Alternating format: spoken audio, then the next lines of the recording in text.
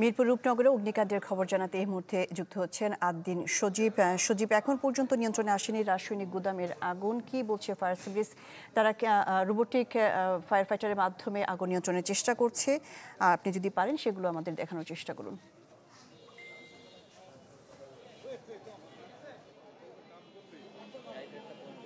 আপাতত আমরা যদি বলি যে সেটা কার্যক্রমটা বন্ধ আমরা দেখতে পাচ্ছি।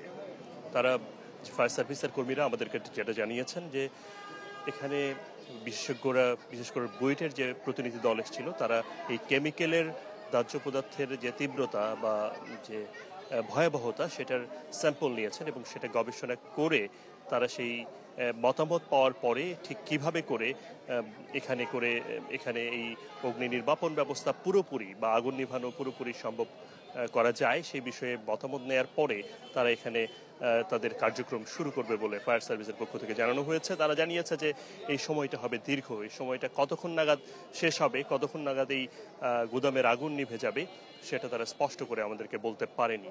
আপনি জানেন যে আমরা সকাল থেকেই এখানে কাভারেজ করছি এবং আমরা দেখানোর চেষ্টা করছি যে এখানে যে রোবোটিক যে সিস্টেম সেটাও কেউ এখনো পর্যন্ত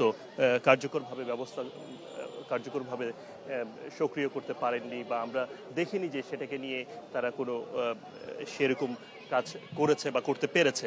আমরা দেখতে পেয়েছি যে এখানে তারা দুবার এখানকার বিশেষ একটা পোশাকে তাদেরকে এখান থেকে নিয়ে এখানে তারা যায় এবং এই গুদামে একরকম এই আগুন নেভানোর জন্য সর্বোচ্চ যে চেষ্টা সেই চেষ্টা তারা করে এবং শেষ পর্যন্ত একটা কাজ তারা করতে পেরেছে। গুদামের যে তালাটা ছিল সেই তালাটা তারা খুলতে পেরেছে এবং তালা খোলার পরে তারা অল্প কিছুক্ষণ সেখানে অবস্থান করেছে বা ঘটনাস্থল পরিদর্শন করে তাদেরকে আবার ফিরে আসতে হয়েছে এবং এরপরে তাদেরকে আমরা দেখেছি যে খুব বেশি সময় সেটা না হলেও তাদেরকে আমরা পানি দেয়া থেকে শুরু করে নানাভাবে তাদেরকে সাপোর্ট দেওয়ার করতে দেখা গেছে। এখনো পর্যন্ত এই গুদামের ভিতরে আর কেউ আছে কিনা সেটা বা কোনো মরদেহ আছে কিনা সেটা বলা যাচ্ছে না, তবে আমরা দেখতে পেয়েছি যে অনেক স্বজনকে আমরা দেখতে পেয়েছি যারা এখানে এসছেন। অন্তত 4 জনের সঙ্গে আমাদের কথা হয়েছে যারা এসে তাদের ছেলে সন্তান কেউ বা তার শ্বশুরকে এখানে খুঁজছেন এবং আশায় আছেন যে হয়তো পাবেন, কিন্তু যতটুকু তারা নিজেরাই ধারণা করছেন যে শেষ পর্যন্ত হয়তো তাদেরকে আর পাবেন কিনা এটা বলে তারা বুঝতে পারছেন না। শাহনাজ, আপনি জানেন এই কার্যক্রম চলছে, ফায়ার সার্ভিসের এই প্রক্রিয়াগুলো চলছে। এখানে উপদেষ্টা এসেছিলেন শারমিন মুর্শিদ, তিনি স্পষ্ট করে জানিয়ে দিয়েছেন বেআইনিভাবে এখানে যে আপনার যে কেমিক্যাল গোডাউনগুলো রয়েছে এগুলো শুধু ঘনবসতিপূর্ণ এলাকায় অনেক রয়েছে এবং এগুলোর বিরুদ্ধে তারা ব্যবস্থা নেবে, তাদের কার্যক্রম চলছে এরকম একটা আশ্বাস দিয়েছে। সেই সঙ্গে অপরাধীদের বিরুদ্ধেও ব্যবস্থা নেওয়ার কথা তারা জানিয়েছেন। শাহনাজ। জি সজীব, আপনাকে ধন্যবাদ। রাসায়নিক গুদাম নিরাপদে কাজ করছে ফায়ার সার্ভিস, এ নিয়ে জানাচ্ছিলেন আদ্দিন সজীব।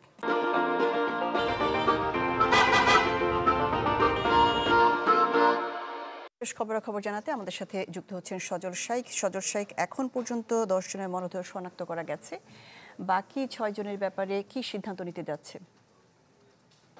শাহনাজ, জানেন যে 16 জনের ঢাকা মেডিকেল মর্গে রাখা হয়েছে ইমার্জেন্সি, সেখান থেকে কিন্তু আজকে কিছুক্ষণ আগে কিন্তু 3টি মরদেহ মেন যেই মর্গ রয়েছে সেই মর্গে আনা হয়েছে এবং যেই 3টি মরদেহ এখানে আনা হয়েছে সেটি মূলত এখানে যারা তাদের স্বজনদের শনাক্ত করেছেন তাদেরকেই মূলত এখানে আনা হয়েছে এবং এখানে কিন্তু যাচাই বাছাই চলছে। এখানে রূপনগর থানা পুলিশ এখানে এসেছে, তারা কিন্তু দুপুর 11-12টার পর থেকেই কিন্তু এখানে তারা যাচাই বাছাই করছে এনআইডি ছবি এবং যে সকল বিষয় নিয়ে তারা বলছেন যে শনাক্ত করছেন সেটি মূলত পুনরায় আবার দেখা হচ্ছে। আমরা মর্গের সংশ্লিষ্ট কর্তৃপক্ষের সাথেও কথা বলেছি, তারা যেটি বলছে যে আসলে এখানে যেই মর্গ রয়েছে সেই মর্গ আসলে ধারণ ক্ষমতার চাইতে খুবই কম, এখানে কিন্তু জায়গা নেই বললেই চলে।